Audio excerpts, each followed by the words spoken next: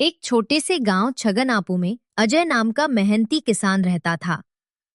उसका छोटा सा परिवार, पत्नी सीमा और बेटा राजू बहुत खुश था। लेकिन एक दिन अजय को महसूस हुआ कि उसकी जमीन अब पहले की तरह उपजाऊ नहीं रही।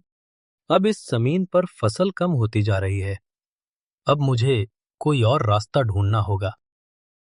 सीमा, हमारी जमीन अब वैसी नहीं रही। सोच रहा हूं कुछ समय तक खेती रोक दूं।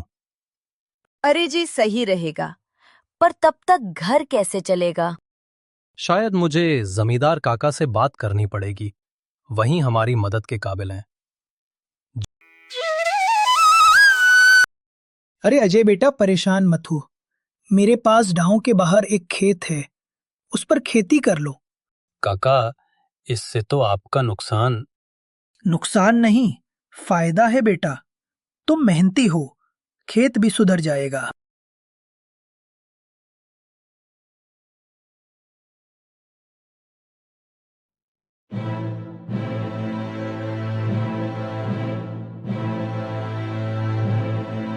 जब अजय खेत में काम कर रहा था, तभी एक बैल ने उसे सींग मार दिया और कुछ ही देर में वो बेहोश होकर गिर पड़ा।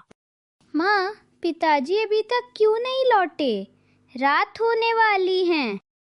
पता नहीं बेटा, शायद देर हो रही हो।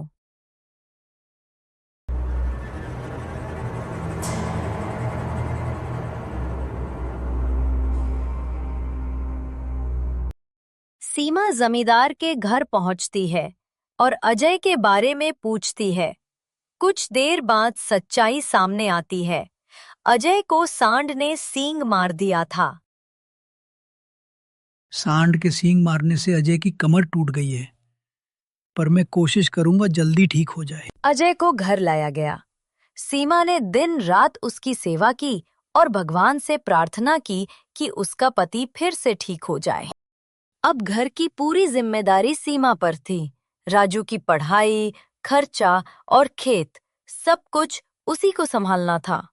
वो जमींदार के पास पहुंची और काका, अब मैं खुद खेत में काम करना चाहती हूँ। सीमा सुबह खेतों पर काम करती, दोपहर में गांव के घर में साफ सफाई। वो सब कुछ राजू की पढ़ाई के लिए करती थी। राजू कहता,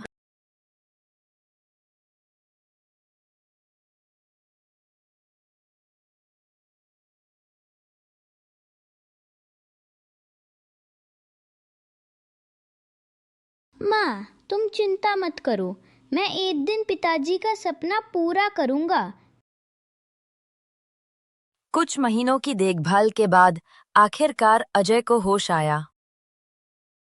सीमा, तुमने बहुत कष्ट झेले।